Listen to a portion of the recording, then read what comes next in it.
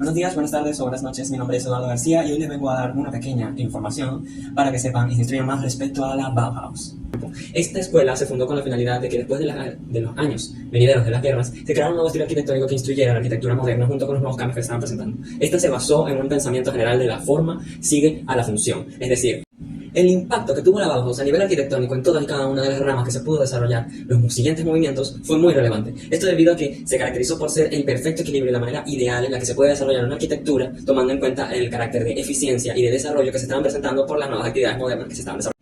Entre las características que se pueden presenciar para tomar en consideración la arquitectura de este estilo Bauhaus, hay que considerar que esta arquitectura fue muy simplista. Como primera característica podemos desarrollarlo así. Es una arquitectura simplista. Esto quiere decir que se abocó más a lo que hoy en día se conoce como minimalismo. Estructuras sencillas, sin demasiado ornamento y sin demasiado sobrecargo. Obviamente tomando en cuenta las culturas y tendencias de esos tiempos. La arquitectura era un poco más llamativa, más sin embargo, esto hizo devenir a la arquitectura que conocemos como contemporánea.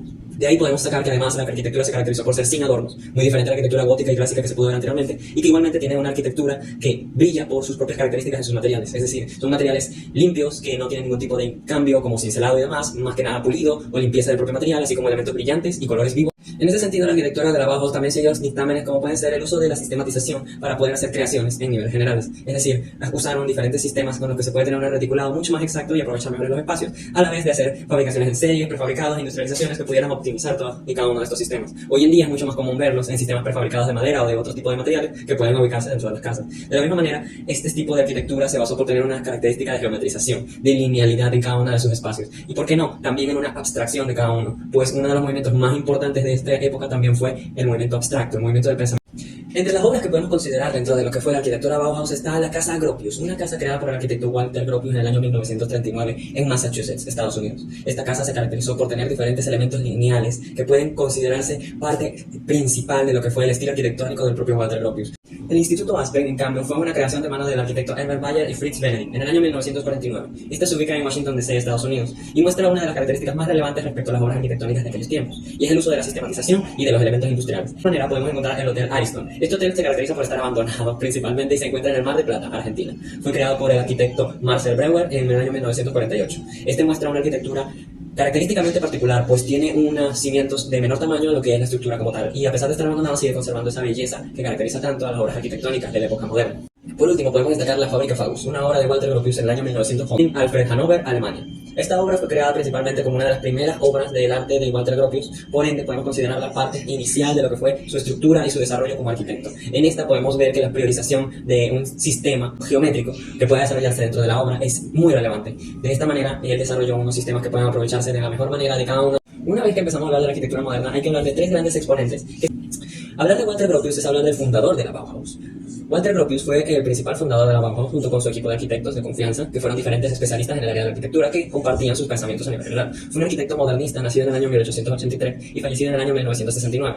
Sus obras hoy en día son reconocidas como patrimonio, dada la importancia tanto cultural como mundial que pueden considerarse. Fue profesor de Harvard, que además fue reconocido en muchas otras instituciones, y se puede destacar que creó el establecimiento completo de la Bauhaus, creó la Fábrica Faust y a la vez creó la Casa de los Maestros en Dessau. En esta casa era donde se ubicaban los maestros dentro de lo que era el complejo arquitectónico de la Bauhaus. Uno de los arquitectos más reconocidos y más queridos por lo que es la cultura arquitectónica a nivel general, que a la hora de conocerlo siempre resulta interesante ver cada una de sus obras, es Charles Edward Gerard Gris, o también conocido como Le Corbusier.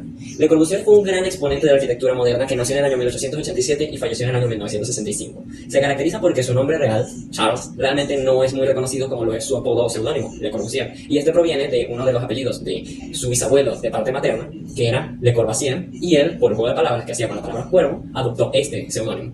Fue un arquitecto ideador que además de crear diferentes obras destacadas, creó diferentes manuscritos y exposiciones muy reconocidos.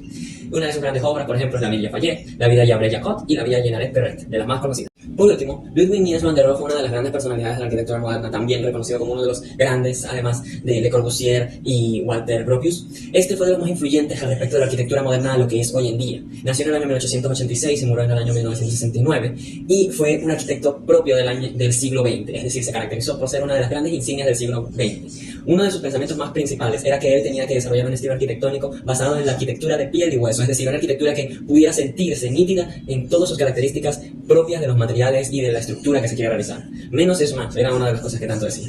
Entre sus obras más destacadas está la Casa Rainer, el Pabellón de Alemania y la aclamada Casa Farnsworth, de las más reconocidas y más publicadas a nivel mundial. Podemos ver que la arquitectura a nivel general ha desarrollado y ha evolucionado con el pasar de los años de manera muy especializada y muy generalizada, tanto a niveles mucho más personales, mucho más subjetivos. Y este movimiento, que se caracterizó por ser uno de los más recientes y de los más importantes, proveniente ya como una secuela de lo que fue la Segunda Guerra Mundial, de los diferentes conflictos mundiales y generales que se desarrollaron, es un producto que hoy en día está basado en la industrialización y la serialización, pero a la vez en mantener la belleza en la simpleza, en el desarrollar y ahorrar, así como economizar cada uno de los aspectos que pueden verse dentro de la arquitectura moderna. Por eso hoy en día la arquitectura de la Bauhaus es recordada como uno de los movimientos más influyentes a nivel general. Espero que hayan aprendido un poco y sin más que agregar, buenos días, buenas tardes o en su defecto, buenas noches.